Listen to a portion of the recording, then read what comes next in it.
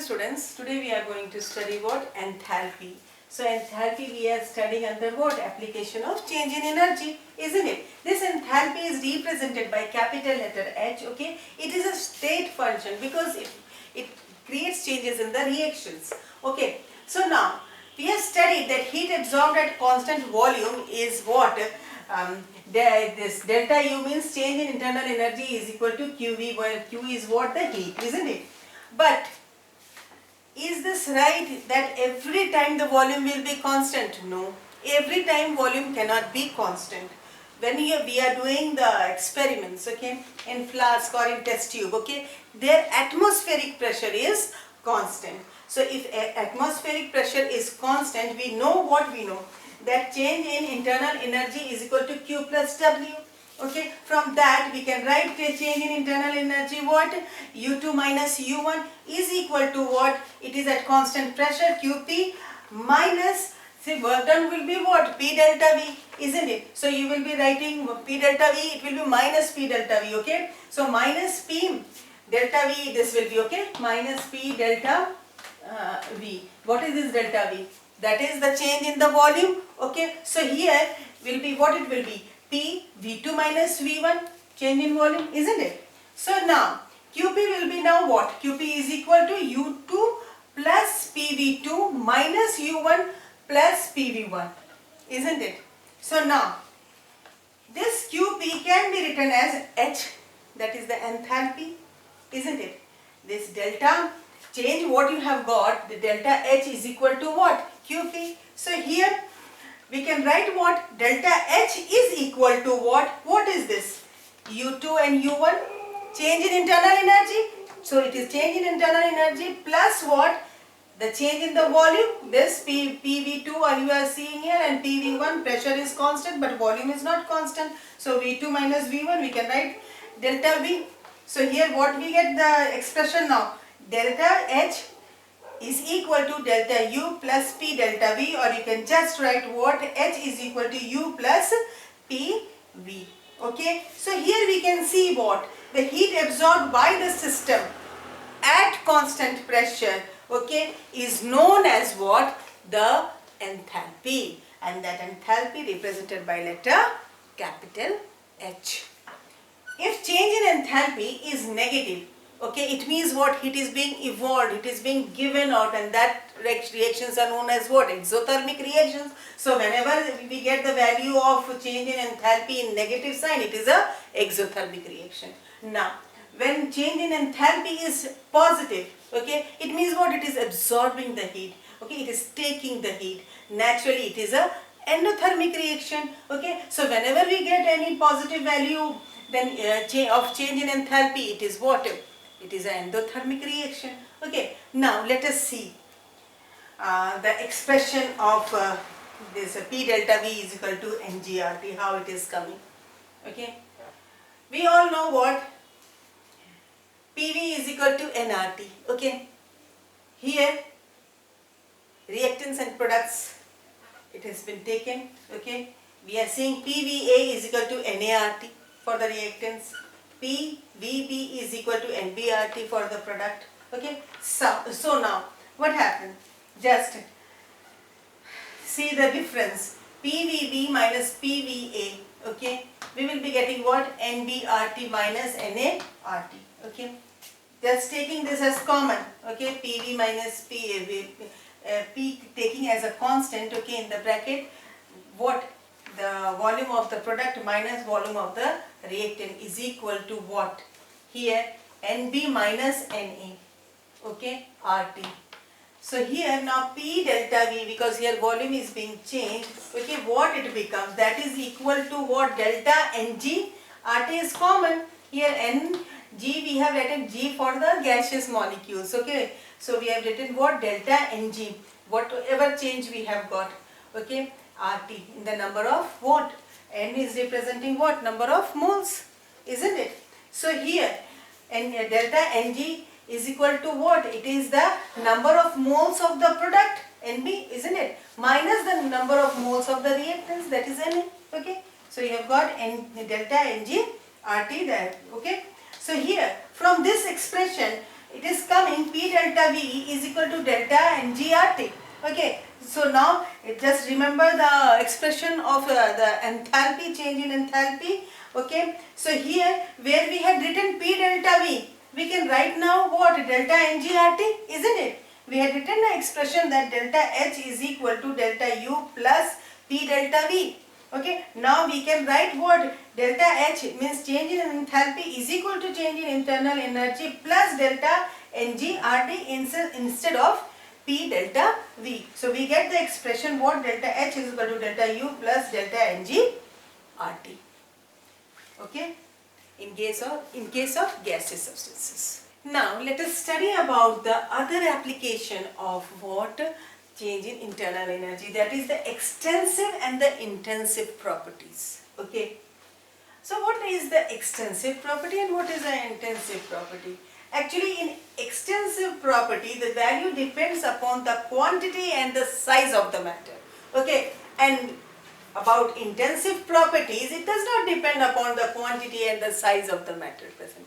Okay, so if we are taking the example of extensive properties, it can be mass, volume, internal energy, enthalpy, okay, specific heat capacity. Okay, when we are talking about intensive properties, examples, temperature, density, okay, pressure. Now let us understand it. Okay, how? This I am saying what extensive is depending upon the quantity and the size of the matter. Intensive is not depending upon what? The quantity and size. So how can we explain? Just take a, I'll say a box, okay, rectangular box, okay. Here we have taken only two quantities to explain you all the water, extensive and the intensive property. What I have taken volume and temperature, okay. When I cut this box, okay, I will not say cut, I will say divide this box into two equal halves, okay. What will happen? Volume will get divided, it will change now. It will be divided, okay. So it becomes V upon 2. But what about the temperature? Temperature is divided, no, temperature remains the same. So here volume is dependent on what? The quantity and the size of the matter. But here temperature is not dependent upon the quantity and size of the matter. So thus explaining what? That volume is an extensive property and temperature is a intensive property. So in the intensive and extensive property, one point is more, that if you take out the ratio of two extensive properties, you will get an intensive property. Like if you take out mass is a extensive property, isn't it? Volume is an extensive property. Okay, so mass upon volume, what you will get? Density, isn't it? So you will see when you take out the ratio of this two extensive property, you will get an intensive property. Okay. Now come to heat capacity. Okay. So what is heat capacity? When I say you all, just this two words, heat capacity. It means the capacity to hold the heat, isn't it? So here we will be studying what? Here Q. What is Q? Q is heat. Heat is directly proportional to change in temperature, isn't it? If heat is more, temperature will be more. If heat is provided less, temperature will be less, isn't it? So, heat is directly proportional to change in temperature. Now, we have to remove this proportionality sign, so one constant will come, isn't it? So, Q is equal to what? C. What is the C? C is the heat capacity. Delta T, it means what? Change in temperature. So Q is equal to C delta T. Okay. Now, here Cm, this is what? Heat capacity at what? Constant number of moles. Okay. So that is known as, this Cm is known as molar heat capacity. Okay.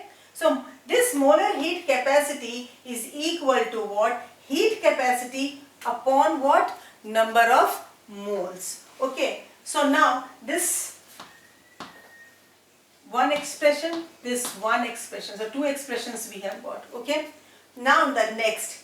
This Q is equal to now what? Is equal to specific heat capacity into mass into change in temperature. Okay. So here how can we write this? This C into M is what? Defining what? Heat capacity only, isn't it? Specific heat capacity into M is what? Heat capacity. So C delta T. Okay. So here, actually, if you are not understanding, see this C, this is only specific heat capacity into M. Okay. Now how I will say you?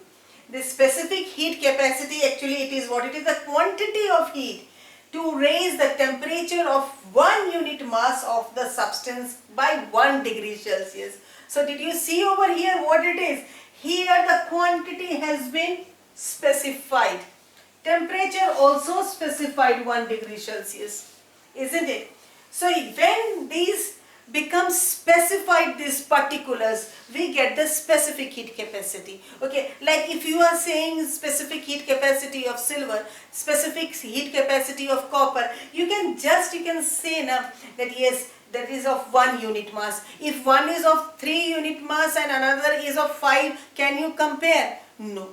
So here you can see, when we are seeing about this heat capacity also, for you can take the example, when you will see in the summer the roof gets too hot, and what you do? You just pour what? Water on that. Okay, sometimes the radiators gets of the cars gets heated, you put water in that. Why are you putting that? In order to make it cool, isn't it? So what actually happens now? So here lies the thing, na, that heat capacity of water is too much, that it is taking the heat or the heat is being transformed from that substance. Okay, so it depends. Now we can say what here, that this heat capacity depends upon the nature of the substance. Like if you are taking oil and if you are taking water, again I am saying, just if your the roof is too hot, just put oil at one place and water at one place. What you will see, where there is water, there it has become cool, but where there is oil, no difference you can actually see. Okay, so there is a difference between this oil and water, na? That is the thing. This heat capacity of water is more than that of oil, because it can take the heat more, thereby cooling the substance on which it has been poured, isn't it? So this is what the heat capacity and the specific heat capacity we can see in order to compare all, because here you can see the mass has been fixed. Here it is not that mass is not fixed, but when we say heat capacity, mass is not fixed. Okay, when we say specific heat capacity, mass is fixed. Okay, everything is fixed, and as a result you get a fixed value which will not change. But when you are seeing a heat capacity, it can change if the mass changes, isn't it, and the temperature changes. So we write what?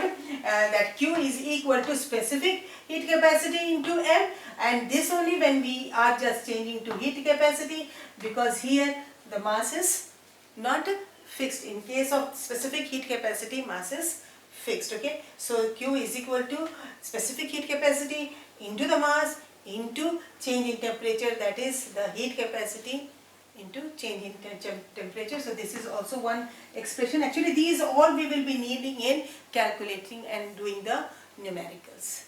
Now let us study about the heat capacity at constant pressure and constant volume. Okay, so QV is equal to what? CV delta T, isn't it? And that is equal to what? Change in internal energy at constant volume when we are seeing.